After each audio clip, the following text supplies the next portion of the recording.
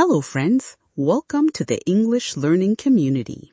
Today, I have a nice story for you. Listen carefully and enjoy this new story. Are you ready? Let's start.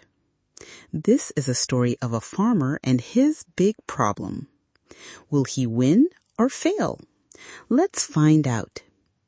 If you love listening stories, please like this video. Don't forget to share this video with your friends. Subscribe for more easy English stories. Ravi the Farmer's Winter Struggle. Ravi was a poor farmer. He lived in a small Indian village. His house was small, but very clean. His wife had passed away years ago. Now Ravi lived with his son, Sonu. Sonu was a happy, kind boy. He loved his father very much. They worked together on their small farm. There were cows, goats, and chickens there. They grew wheat, rice, and vegetables too. Ravi's best friend was Raju. Raju was a farmer as well, but his farm was bigger than Ravi's. Still, he always helped Ravi whenever possible. They were friends since they were children. They studied in the same school once. Now they were simple farmers together. It was a cold winter morning. The air was cool and fresh. The sun was slow to rise. Ravi woke up before sunrise every day. He called out to his son, "Sonu." Sonu opened his eyes and smiled. "Yes, Papa, I am coming now." They both went to the farm together. Ravi checked the fields carefully. Sonu fed the cows and goats. Raju also came to help them. They made tea on the firewood stove. The three sat together and drank tea. Steam rose from their small clay cups. The tea was warm and sweet. "Today will be a hard day," said Ravi. "I know, but we are strong," said Sonu. Raju smiled and nodded his head. Ravi worked very hard every day. He watered the crops and cleaned weeds. Sonu carried food for the animals. Raju cut the dry grass for cows. All day they worked in the fields. They did not waste even 1 minute. When the sun went down, they stopped. Their hands and legs were tired, but their hearts were hopeful and brave.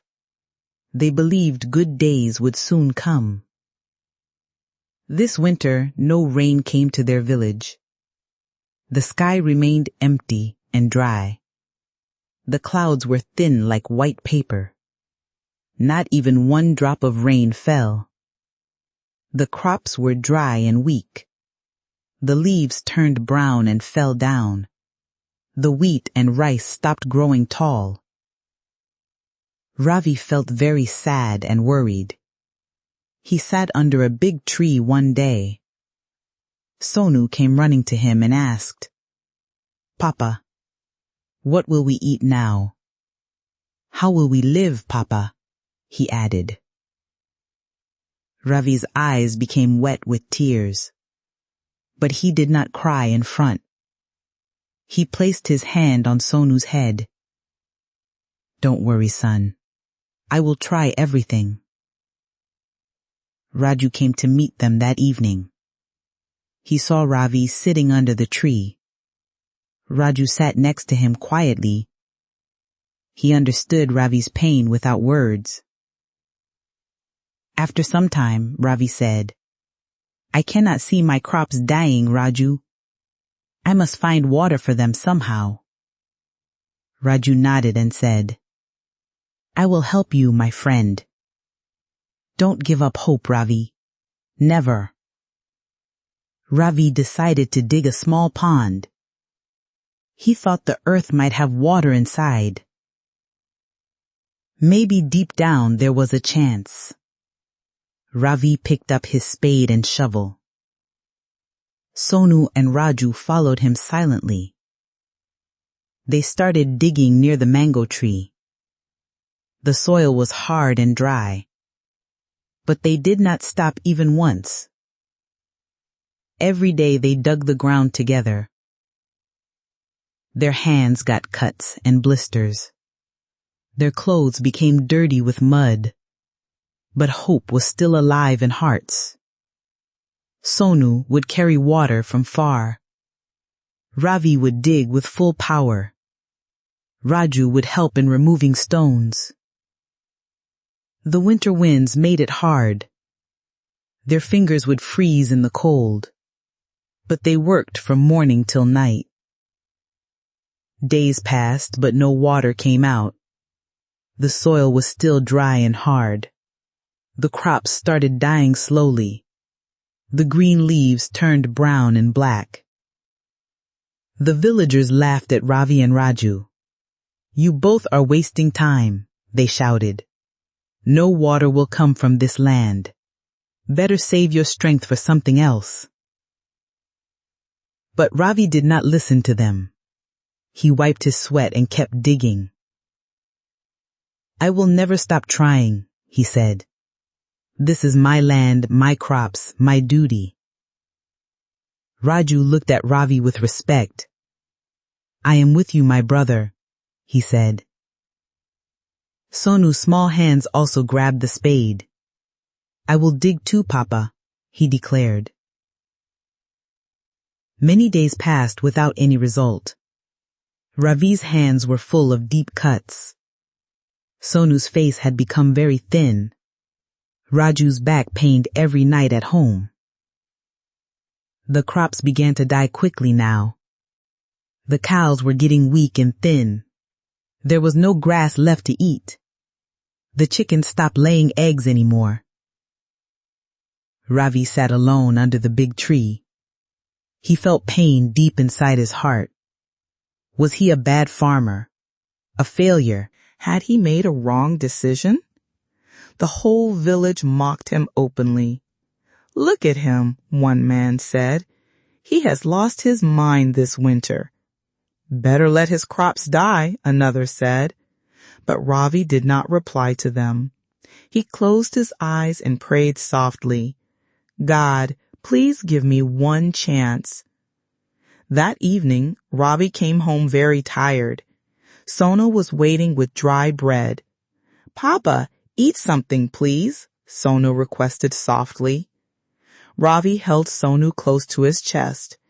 He did not say a single word.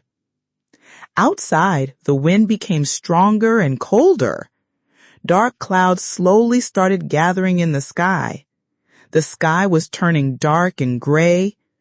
Sonu looked up and asked, "Papa, will it rain today?" Ravi smiled a little and said, "Maybe, son. Let's keep praying." That night, heavy clouds covered the sky. The stars disappeared behind dark black clouds. A strong wind blew through the village. The trees moved left and right noisily. Sonu could not sleep and waited outside. Ravi sat near the door with him. Raju also came running from his house. "I think it will rain tonight," he said.